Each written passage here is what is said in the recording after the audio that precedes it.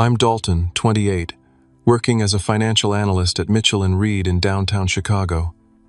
I was on my lunch break skimming through client emails when my phone buzzed with a notification. The message from my father read, "We've chosen to sever all contact. Stay away from us forever." Below it, a small heart icon showed my sister Melissa had liked the text. My fingers trembled as I typed my response. "I'll remove my name from every loan tomorrow." By midnight, the family chat had exploded into a storm of capitalized yelling. Before I continue this story, let me know where you're watching from in the comments, and if this resonates with you, please hit that like button and subscribe for more real-life stories. I grew up in Oakwood Heights, a middle-class suburb about 30 minutes outside of Chicago. Our house was a modest two-story colonial with faded blue shutters and a perpetually unfinished deck. My father, Richard, started building the summer I turned 10. He worked in construction management, overseeing residential developments, and brought that same demanding oversight home with him every night. My father ruled our household with an iron grip disguised as tough love. Every achievement was met with a dismissive nod and comments like, "That's expected, not exceptional." Every failure was dissected at the dinner table, served as a cold side dish alongside whatever my mother Eleanor had prepared. She was the perfect complement to his authoritarian style, passive-aggressive expert at weaponizing silence, and always backing up my father's harshest critiques with a soft, part calm, "Your father just wants what's best for you, Dalton." Then there was my sister Melissa, 3 years younger, and perpetually positioned as the golden child. While I struggled to meet impossible expectations, Melissa seemed to effortlessly receive praise for even her most basic accomplishments. When I brought home straight, as it was met with, "Well, that's your job as a student." When Melissa got a B+, there were celebrations and ice cream. The disparity wasn't subtle. Financial struggles were a constant undercurrent in our home. My father's paycheck stretched thin between mortgage payments, my mother's part-time retail job barely covered groceries, and there was never enough left for extras like new clothes or school trips. By 16, I was working after school at a local hardware store, turning over most of my paycheck to help with family expenses. I didn't question it then. That's what family did right. High school became my battlefield for parental approval. I joined every academic club, played varsity baseball even though I hated it, maintained a 4.0 GPA, and still heard Princeton rejected you because you didn't push yourself enough when the college letters came. Getting accepted to Northwestern with a partial scholarship felt like my first real victory. It meant freedom. 18 miles of physical distance from my family home that somehow felt like 18,000. Those 4 years were transformative. I made real friends who valued me for my personality, not my achievements. I explored interests my father had deemed impractical. I learned what it felt like to breathe without someone measuring the oxygen content of each exhale. Then reality struck in the form of $63,000 in student debt and a recession-impacted job market. Moving back home after graduation was one of the hardest decisions I'd ever made. What was supposed to be just 3 months turned into 2 years of stifled independence, renewed criticism, and increasingly uncomfortable financial entanglements. Dalton, since you're living here rent-free, co-signing Melissa's car loan is the least you can do. This became the first of many financial hooks my family embedded in me. My credit score was excellent. I'd been obsessive about building it during college, knowing it was my ticket to eventual independence. Soon my name was on a home equity loan for renovations, a personal loan for my father's back surgery that insurance wouldn't fully cover, and as guarantor on the apartment Melissa moved into after dropping out of community college. When I finally landed my position at Mitchell & Reed 3 years ago, I thought things would change. I found an apartment, established boundaries around my time. "No, I can't come over at 11 p.m. to fix your computer," and started saying no to new financial requests. Each refusal was met with escalating emotional warfare. Guilt trips from my mother, angry tirades from my father, tearful accusations from Melissa. My recent promotion to senior analyst came with a significant salary increase. Somehow my family knew about it before I'd even received my first new paycheck. The requests started immediately. Money for Melissa's latest entrepreneurial venture, selling customized phone cases. a loan for my parents' 25th anniversary vacation, co-signing yet another refinance on their perpetually underwater mortgage. For the first time, I said no to everything. The temperature in our already frosty relationship dropped to sub-zero. The cracks in our family facade started widening last Thanksgiving. I'd brought a bottle of wine that cost more than $20, a small luxury to celebrate my promotion. My father took one sip and launched into a lecture about putting on airs and forgetting where you came from. When I mentioned I was considering buying a condo, my mother interjected with, "I hope you're not planning to move farther away. You already barely visit as it is." The truth was, I visited every Sunday, without fail, sitting through 3-hour dinners filled with critique and comparison. Each visit left me emotionally drained for days afterward. I'd started seeing a therapist, Dr. Lauren Mitchell, no relation to my firm, who helped me recognize these interactions as emotional manipulation. She encouraged me to establish healthier boundaries, advice that proved impossible to implement without conflict. When I started declining midweek dinner invitations to focus on work, or honestly to preserve my sanity, the guilt offensive began. My mother called daily with medical concerns that mysteriously resolved before I could suggest actual doctor visits. My father sent texts questioning my family loyalty. Melissa showed up unannounced at my apartment, usually when she needed money or a signature on something. The real breaking point came at Easter dinner 2 months ago. Melissa announced she wanted to open a boutique selling locally sourced crafts and needed just $20,000 to secure a lease in an up-and-coming neighborhood. All eyes turned to me expectantly. "I'm not in a position to invest that kind of money right now," I said carefully, keeping my voice neutral. "Invest? Who said anything about investing? We're talking about helping your sister." My father responded, his knuckles whitening around his fork. "I'd pay you back, obviously," Melissa added with an eye roll that suggested the opposite. "I've looked over her business plan," I tried explaining, "and the numbers don't add up.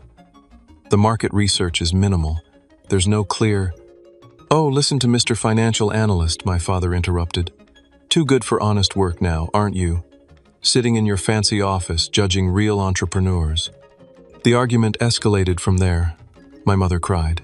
Melissa stormed out. My father pointed his finger an inch from my face and said words I'll never forget. "Everything you have is because of this family. Don't you ever forget that." I left early, ignoring the barrage of texts that followed. For the first time, I didn't apologize for the misunderstanding. I didn't smooth things over to keep the peace. I simply didn't respond. The weeks that followed brought escalating pressure tactics. My mother left tearful voicemails about how I was killing her with worry. My father alternated between icy silence and explosive phone calls. Melissa weaponized our extended family, telling cousins and aunts I'd abandoned her in her time of need. Suddenly, relatives I hadn't spoken to in years were messaging me about family obligations. Meanwhile, I discovered my parents had attempted to use my information to secure a personal loan without my knowledge. The bank called to verify details on an application I'd never submitted. When confronted, my mother dismissed it as a misunderstanding, and my father accused me of making mountains out of molehills. I consulted with a lawyer friend about protecting my identity and financial information. He advised me to check my credit report regularly and place fraud alerts with the major bureaus. When my family discovered I'd frozen my credit, preventing any new loans from being taken out in my name, the temperature dropped even further. Each Sunday dinner became more strained than the last. Conversation was superficial when not outright hostile.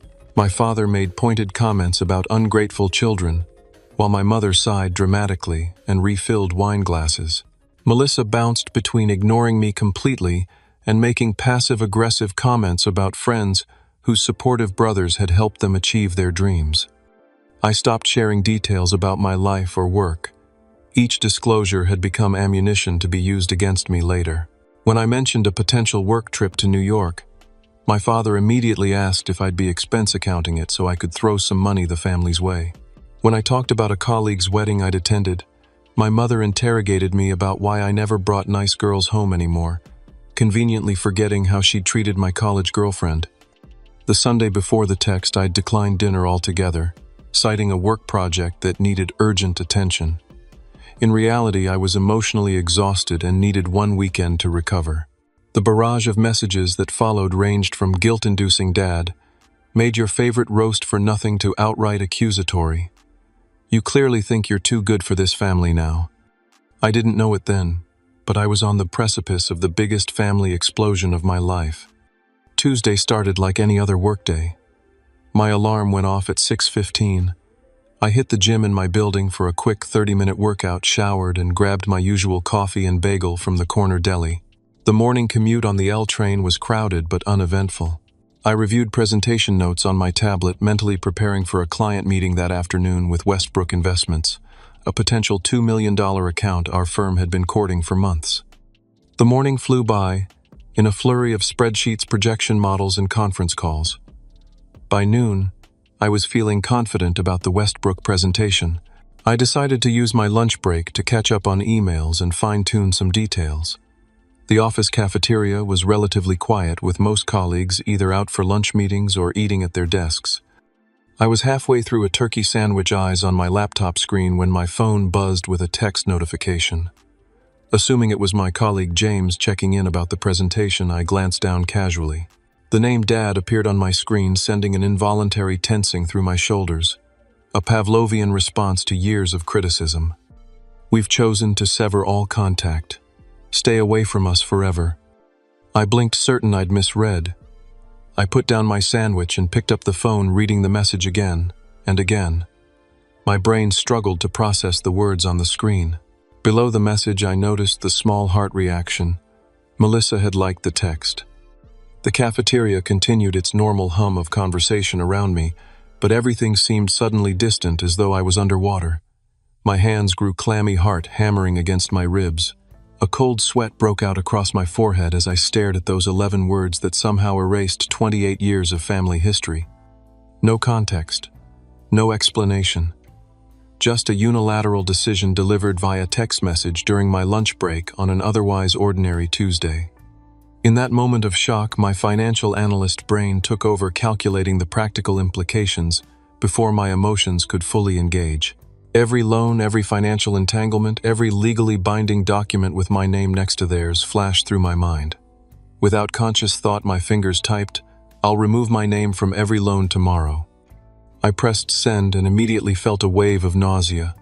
I closed my eyes, trying to regulate my breathing as Dr. Mitchell had taught me. In 4 counts. Hold 7 counts. Out 8 counts. By the time I opened my eyes, my phone was lighting up with notifications. "My father, you ungrateful piece of garbage. After everything we've done for you." "My mother, Dalton. How could you say such a horrible thing to your father? You know his blood pressure." "Melissa. Wow. Showing your true colors finally." The messages kept coming, each more vitriolic than the last. Threats, guilt, accusations. The family communication playbook deployed at maximum intensity. The dissonance was staggering. They had just told me to stay away forever, but my threat to disentangle financially had somehow crossed an unforgivable line. "Dalton, we're up in 5. I looked up to see James standing beside my table, presentation materials in hand, brow furrowed with concern. "You okay? You look like you've seen a ghost." "Yeah, I'm fine," I lied, quickly gathering my things. "Just some family stuff. Nothing important." Somehow I made it through the Westbrook presentation on autopilot. Years of preparation and professionalism carried me through the slides, the questions, the handshakes. Inside, I was unraveling my phone, vibrating continuously in my pocket with the ongoing family meltdown. Back at my desk afterward, I finally scrolled through the messages. 47 texts in the family group chat, ranging from my father's all-caps rage to my mother's emotional manipulation to Melissa's increasingly personal attacks. References to my abandonment of the family, my selfishness, my betrayal. Not once did anyone acknowledge the original message telling me to stay away forever. My desk phone rang, the reception desk. "Mr. Campbell, there's a Richard Campbell here to see you. He says it's urgent." My father had driven downtown in rush-hour traffic to confront me at my workplace. The thought of facing him in my professional environment with colleagues and clients nearby sent panic coursing through me. "Please tell him I'm in a meeting and can't be disturbed." I managed to say, my voice surprisingly steady. 5 minutes later, my phone rang again. "Sir, he's becoming rather insistent. Security is asking if they should escort him out." The image of my father being removed by security guards was simultaneously terrifying and strangely satisfying. "I'll come down," I said, not wanting to create a scene that would inevitably reflect poorly on me professionally. In the lobby, my father stood red-faced by the reception desk, his construction management clothes, khakis, and a polo with his company logo, conspicuously casual among the suits and ties. "What the hell do you think you're playing at?" he demanded before I'd even reached him, voice echoing across the marble floor. "Let's talk outside," I said, quietly painfully aware of the receptionist's widened eyes. On the sidewalk safely away from my workplace entrance, my father unleashed the full force of his anger. How dare I threaten the family's financial security? How I'd always been selfish and ungrateful. How this temper tantrum would destroy my mother. On and on, a greatest hits compilation of emotional manipulation. "Dad, I finally interrupted you. Literally texted me to stay away forever. What did you expect?" He looked momentarily confused, then dismissive. "That was about Sunday dinner. You've been so difficult lately, we decided it wasn't worth the stress." The casual rewriting of reality left me speechless. That's not what the message said. "Don't be so dramatic. This is exactly your problem, always making everything about you." As he continued his tirade, my phone buzzed with a new notification. A public Facebook post from Melissa. "When your own brother threatens to destroy your parents financially because he's mad about being called out on his selfishness. Some people never grow up." Already comments were accumulating. Sympathetic responses from extended family friends from high school I hadn't spoken to in years, even my mother's church group members. The public smearing had begun. The drive home from work that evening remains a blur in my memory. Traffic crawled along the Kennedy Expressway, while my mind raced through 28 years of family history, re-examining every interaction through this new lens. Had I always been merely a financial resource to them? Had any of the love been real, or was it conditional all along? The questions circled like vultures, picking at my sense of self.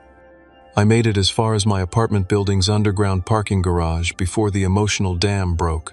Sitting in my car, engine off, I finally allowed the tears to come. Great heaving sobs that left me gasping for breath, hands gripping the steering wheel so hard my knuckles turned white. I cried for the little boy who had tried so hard to earn his father's approval. I cried for the young man who had signed away his financial independence to help the people who should have been protecting him. Mostly I cried for the present-day Dalton, who had somehow become the villain in his own family story. When the worst of the storm passed, I pulled out my phone and called the one person I knew would understand without judgment. "Marcus, I need to talk. It's bad." Marcus had been my roommate sophomore year at Northwestern, and despite our different career paths, he went into software development while I pursued finance. We'd remained close. He knew my family dynamic better than anyone, having witnessed it firsthand during several disastrous campus visits from my parents. "I'm ordering pizza and coming over," he said without hesitation. 30 minutes. True to his word, Marcus arrived at my door with food, beer, and the kind of solid presence that made the apartment feel less empty. I showed him the original text, the explosion that followed, and my father's bizarre appearance at my workplace. "Dude," he said after absorbing it all, "this is next-level toxic." Am I crazy? I asked the question that had been haunting me. Am I the one in the wrong here? "Absolutely not," Marcus said firmly. "They told you to stay away forever, then lost their minds when you took them at their word. That's gaslighting 101. We spent hours analyzing the day's events, with Marcus patiently talking me through each emotional landmine. When my phone continued lighting up with notifications, more family messages, social media alerts, even emails from extended family members who'd somehow gotten involved, he suggested I turn it off completely for the night.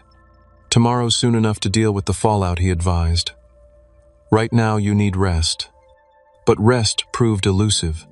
After Marcus left, I lay awake until 3 in the morning, replaying family memories like an investigator searching for clues I'd missed. The fishing trip when I was 8 and caught my first bass, my father's rare smile of approval. My high school graduation when my mother hugged me and whispered she was proud.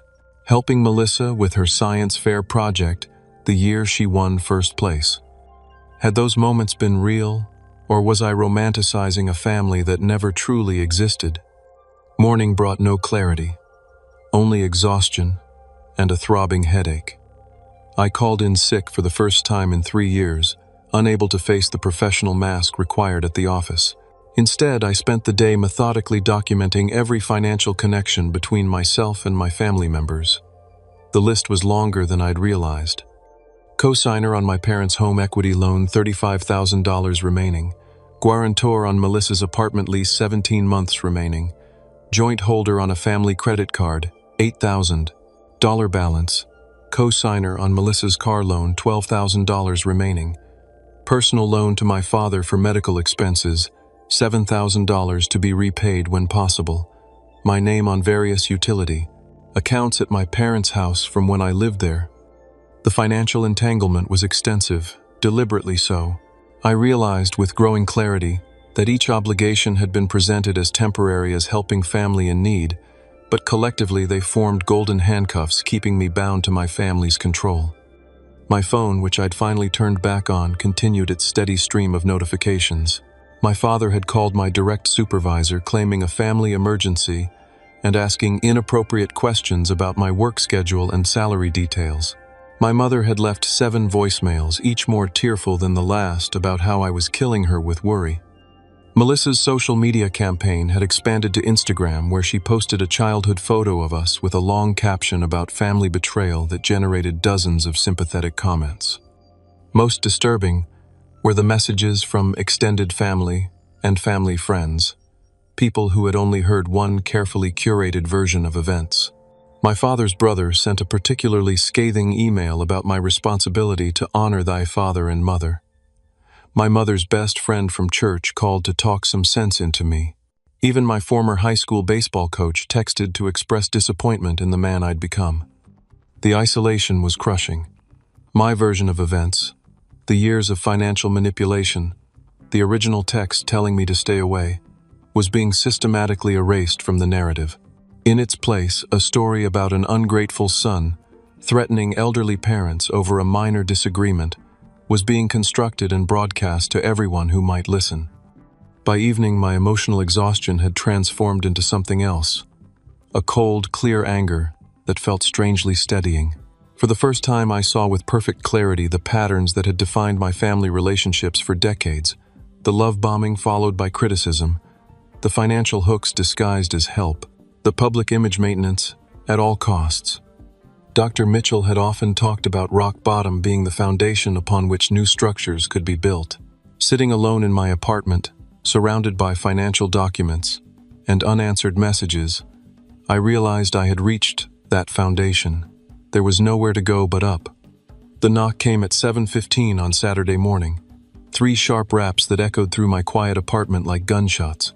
I'd been awake for hours, already reviewing emails from financial institutions about the process of removing myself as co-signer on various loans. Through the peephole, I saw my mother's carefully styled hair and Melissa's impatient shifting from foot to foot. For a moment, I considered not answering. Then, squaring my shoulders, I opened the door. "Oh, thank God," my mother exclaimed, pushing past me into the apartment. "We've been worried sick." Melissa followed, giving the space a dismissive once-over. "Nice place," she said in a tone that suggested the opposite. They hadn't called ahead, hadn't texted to see if I was available. The intrusion was deliberate, a power move designed to catch me off guard in my own space. I closed the door slowly, gathering my thoughts. "What are you doing here?" I asked, keeping my voice neutral. My mother's eyes immediately welled with tears. "Is that any way to greet your family? After everything we've been through this week?"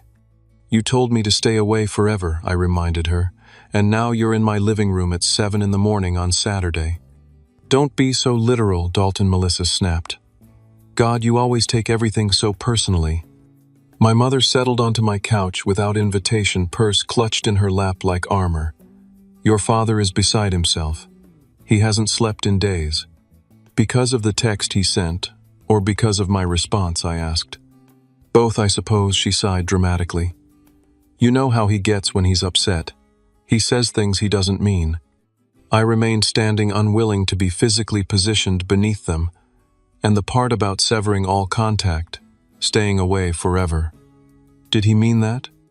Well, you've been so distant lately, my mother hedged. Constantly canceling plans, always too busy for family. What were we supposed to think? The revision of reality was dizzying. In their version, my father's text was a reasonable response to my behavior, not the catalyst for the entire conflict. I felt the familiar pull to apologize, to smooth things over, to accept their version, to keep the peace. The words nearly formed on my tongue before I caught myself. "Why are you really here?" I asked instead. Melissa exchanged a glance with my mother. "We need to discuss the loans," she said bluntly. And there it was, the real purpose behind the early morning ambush. Not concern for my well-being, not a desire to repair family bonds, but panic over finances. "I've started the process to remove myself as co-signer," I confirmed. "The banks have been very helpful." My mother's hand flew to her chest. "You can't be serious. After all we've done for you." "What exactly have you done for me?" The question came out before I could censor it. The first time I'd ever directly challenged the family narrative of parental sacrifice. "We raised you," my mother exclaimed, genuinely shocked. "We put a roof over your head. We fed and clothed you." "That's the legal minimum required of parents," I pointed out. "Not some extraordinary gift." Melissa's face flushed with anger. "You've always been the spoiled one, always got the best of everything while I had to make do with second-hand." The alternate reality they inhabited never ceased to amaze me. "I worked through high school to pay for my own clothes," I reminded her. "You got a car for your 16th birthday. I took the bus until college." "Here we go again." Melissa rolled her eyes. "Poor Dalton, always the victim." My phone rang. My father's distinctive ringtone. My mother snatched it up before I could react, answering and putting it on speaker. "Richard, we're here with him now," she said. "Put that ungrateful son of a bitch on." My father's voice filled the apartment, strained with barely contained rage. "You're on speaker, Dad," I said evenly. "What the hell do you think you're doing?" he demanded. "The bank called me yesterday about removing your name from our home equity loan." "I'm doing exactly what I said I would do," I replied. "Removing my name from every loan." "You'll destroy this family," he shouted. "Is that what you want?" The irony was almost laughable. "You literally told me I'm not part of this family anymore. Remember, stay away forever," were your exact words. "That was different," he blustered. "I was upset about you missing Sunday dinner." "For the third time, that's not what you said," I insisted. "And if removing my name from loans I never should have been on in the first place destroys the family, maybe the family was built on a pretty shaky foundation." My mother began to sob. The theatrical, attention-commanding cries I'd witnessed my entire life when discussions weren't going her way. Melissa put an arm around her shoulders, glaring at me as though I'd physically struck her. "Your mother is having heart palpitations because of you," my father's voice accused. "Are you happy now?" It was the same script they'd run my entire life. Express displeasure, attack when challenged, then position themselves as victims when held accountable. For the first time I could see the manipulation for what it was. "Mom, if you're having chest pain, I'm happy to call an ambulance," I said calmly. Her sobs immediately moderated. No, I'll be fine," she sniffed. "I just need my son back." "I never left," I pointed out. "You told me to stay away." "We didn't mean it literally," Melissa exploded. "God, why are you being such a jerk about this?" "Tell him about the business loan," my father interjected. Melissa shot a warning look at the phone. "Dad, not now."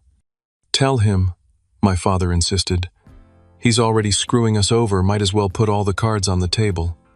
My mother straightened, dabbing at perfectly dry eyes. "We've been approved for a business loan for Melissa's boutique," she explained, voice suddenly businesslike. "But we need one more co-signer with excellent credit."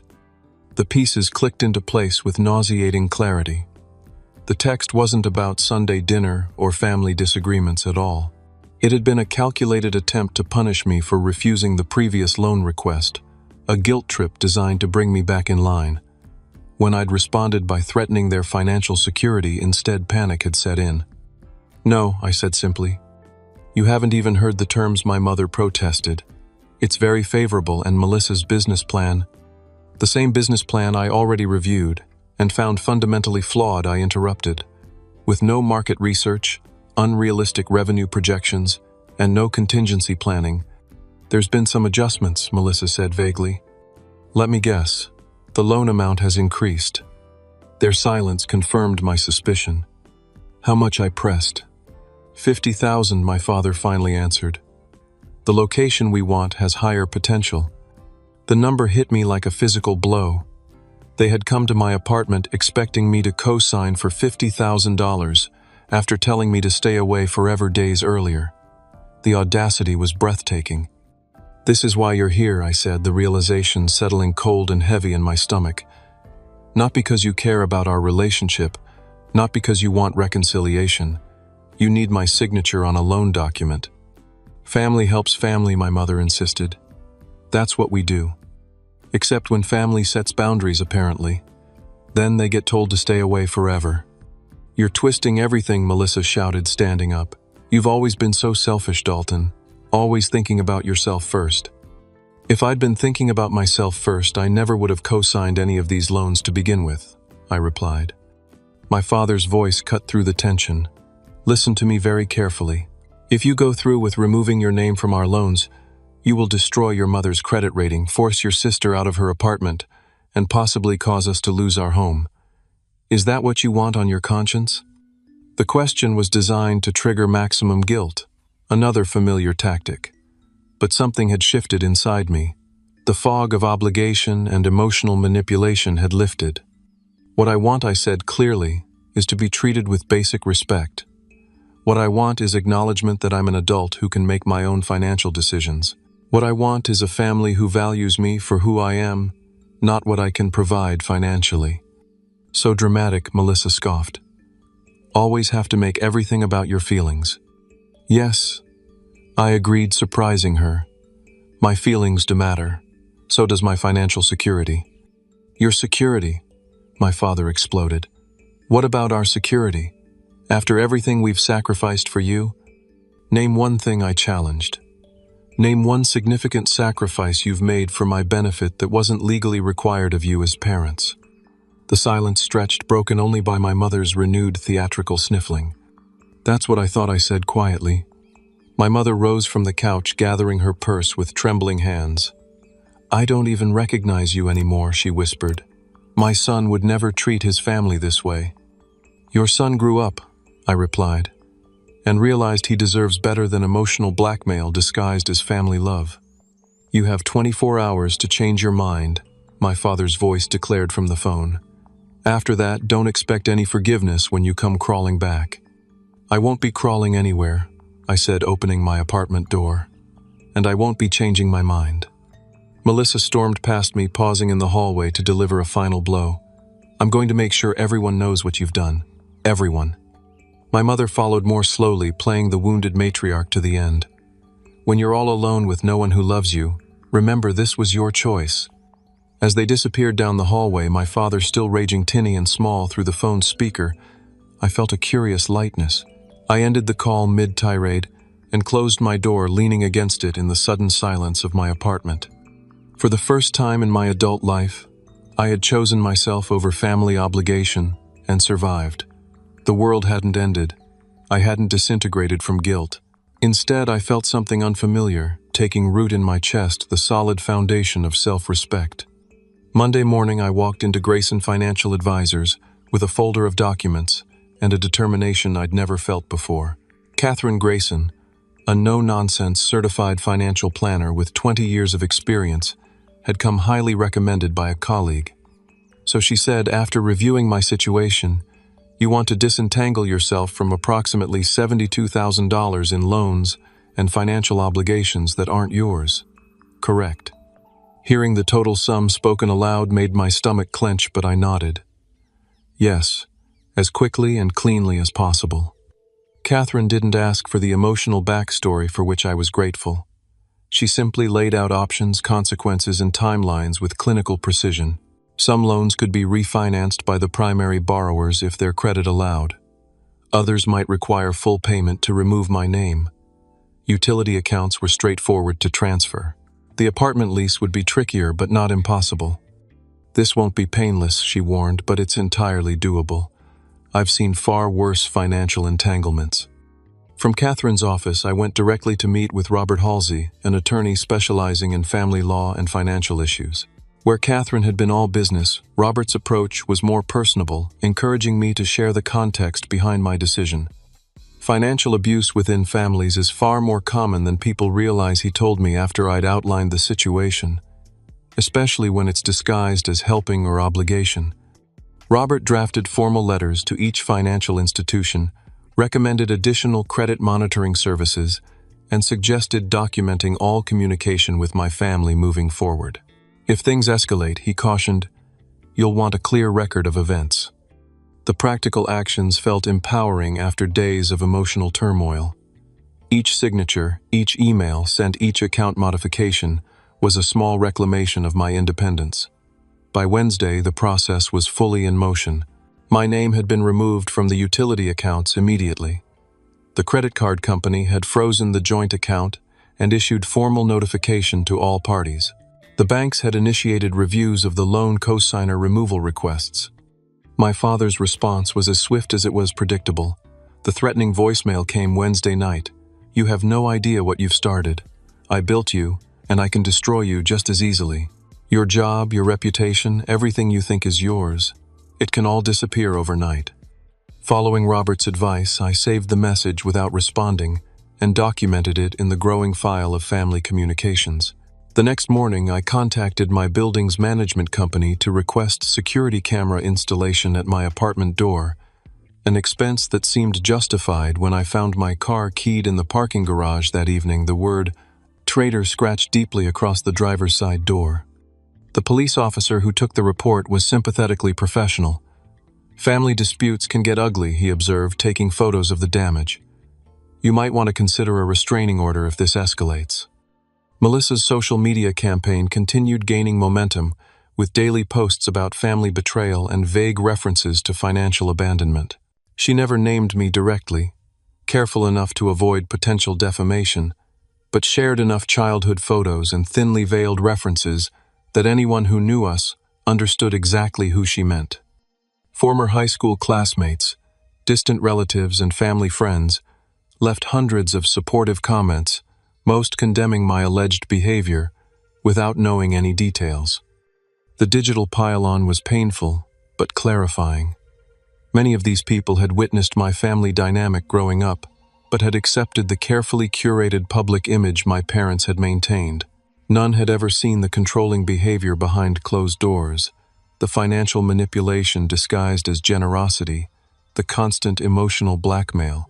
Their willingness to condemn me without facts spoke volumes about the effectiveness of my family's image management. What surprised me most was the support that emerged from unexpected quarters. My direct supervisor at Mitchell & Reed called me into his office Thursday afternoon, and I braced for professional fallout from my father's calls. "Dalton," he said gravely, "I want you to know that we value your work here. Whatever's happening in your personal life, it won't affect your position with us." Relief flooded through me. "Thank you. I appreciate that more than you know." Family stuff can be complicated. He continued, looking uncomfortable but determined. My own father was challenging. If you need to take some personal days, just let me know. That brief acknowledgement of understanding meant more than any elaborate expression of support could have. Other small kindnesses followed. James and other colleagues formed a protective buffer during lunch breaks. The building security team began escorting me to my car each evening. My neighbor, a retired teacher named Judith, who I'd barely spoken to before, left a homemade lasagna at my door with a note saying simply, "Tough times require good food." Most surprisingly, my father's sister, Aunt Patricia, reached out via email. We'd lost touch years ago after she'd had her own falling out with my father. Her message was simple but powerful. "Dalton, I heard through the family grapevine about what's happening. I've been there. Call me if you want to talk to someone who understands exactly what you're going through." Our subsequent phone conversation lasted 3 hours, filling in family history gaps I'd never known. How my father had financially manipulated their parents before their deaths. How he'd tried the same tactics with Patricia, until she'd cut ties completely 15 years ago. The patterns extended further back than I'd realized, generational cycles of control disguised as family obligation. "The guilt fades," she assured me. "The freedom is worth it." As the financial separation progressed, I began seeing Dr. Mitchell twice weekly to navigate the emotional aftermath. She introduced me to resources about family estrangement, support groups for adult children of emotionally manipulative parents, and techniques for processing the complex grief of losing family relationships while the family members were still living. "You're mourning the family you thought you had," she explained, "and the family you wished you had. That's a complicated grief many people never fully understand." Marcus remained a steadfast presence, checking in daily and providing normal social interaction when everything else felt chaotic. He also introduced me to his friend Audrey, whose own experience with family estrangement gave her a unique understanding of my situation. "The first 6 months are the hardest," she told me over coffee. "You question everything. Your memories, your judgment, whether you're the crazy one. Then one day you wake up and realize you're breathing easier. The knot in your stomach is a little looser. You laugh at something and don't immediately feel guilty for experiencing joy." Her words offered a glimpse of a possible future I desperately needed to believe in.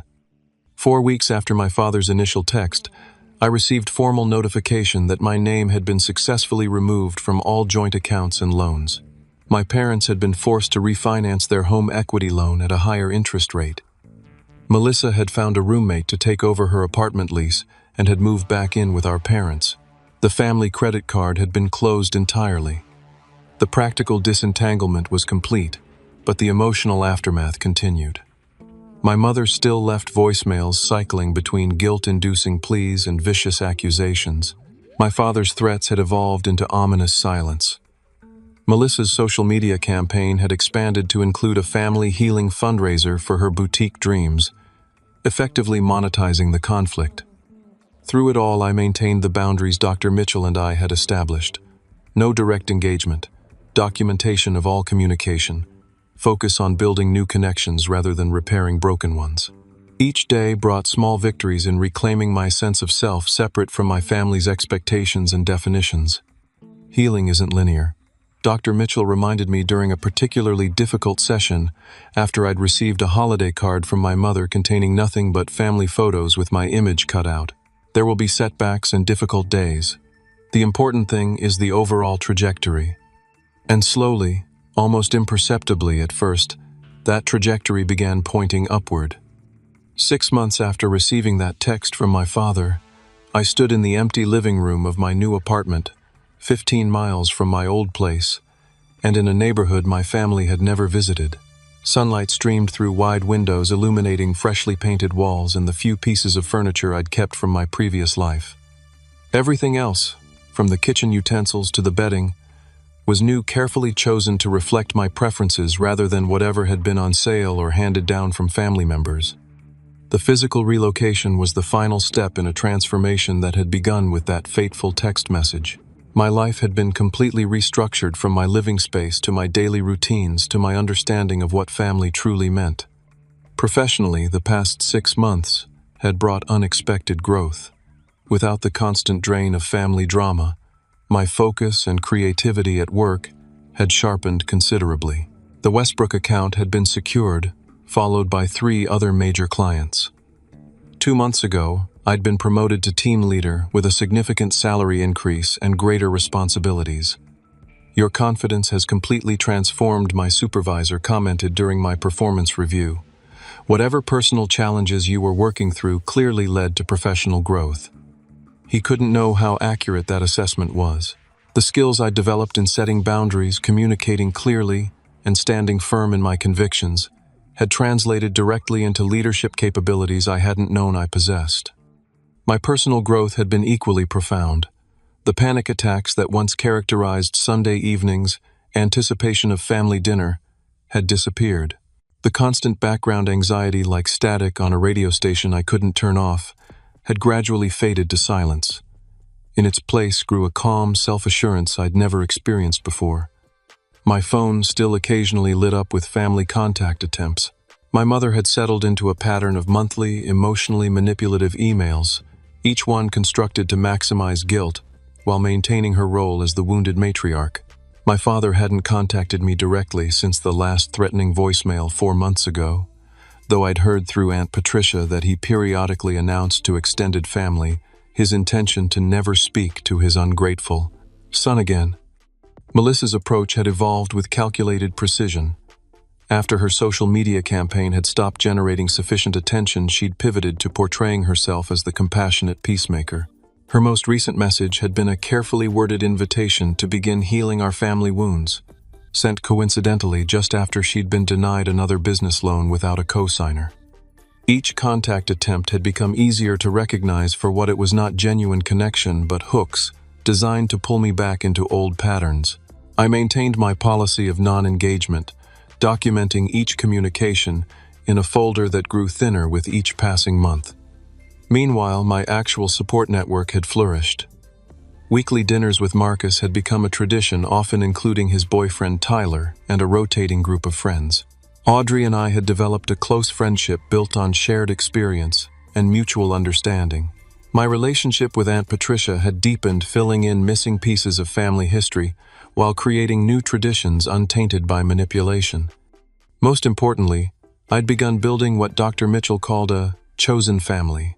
Connections based on mutual respect and genuine care, rather than biological obligation or financial entanglement. These relationships operated by entirely different rules than my family of origin had taught me. Disagreements could occur without threats of abandonment. Boundaries were respected rather than attacked. Love was expressed through actions, not just convenient words. My therapy sessions with Dr. Mitchell had decreased to bi-weekly, focusing less on crisis management and more on long-term healing. In our most recent session, she'd asked a question that gave me pause. If your family contacted you tomorrow with genuine acknowledgement and apology, what would you want from the relationship moving forward? The question had sent me deep into reflection. 6 months ago, I would have desperately wanted reconciliation at almost any cost. Now I recognize that genuine change would require something my family seemed fundamentally incapable of providing: accountability.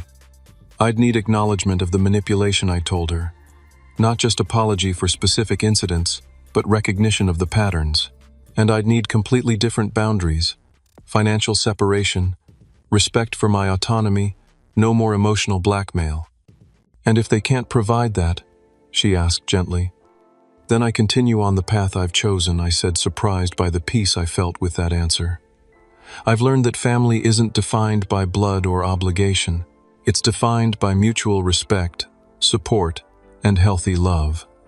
That realization, that I could create meaning and connection without sacrificing my well-being to toxic family dynamics, had been the most profound gift of this painful journey.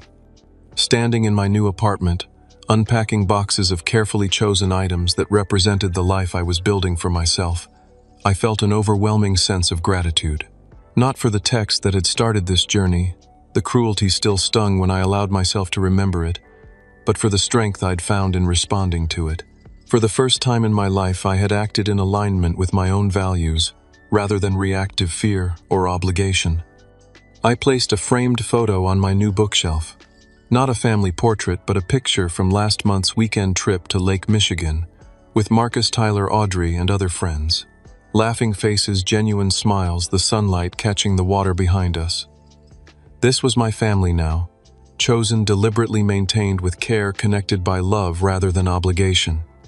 The journey hadn't been easy, and it wasn't completely over. There would be difficult holidays ahead, awkward conversations with acquaintances who didn't understand family estrangement, and undoubtedly more attempts at manipulation from my family of origin. But I had developed the tools to navigate those challenges without losing myself in the process. My father's text, "We've chosen to sever all contact. Stay away from us forever," had been intended as punishment for my growing independence. Instead, it had become the catalyst for true freedom. In trying to control me through rejection, my family had inadvertently released me from the chains of toxic obligation that had bound me for 28 years. If you're watching this and something in my story resonates with your own experience, please know that you're not alone. Family relationships should uplift and support you, not drain and control you. Sometimes the most loving thing you can do, for yourself and ultimately for them, is to establish boundaries that protect your well-being. Have you ever had to set difficult boundaries with family members? Share your experience in the comments below. And if this story helped you feel less alone, please hit that like button and subscribe for more real-life stories about finding strength in challenging situations. Thank you for listening to my journey. And remember, the family you choose can be more healing than the family you were born into.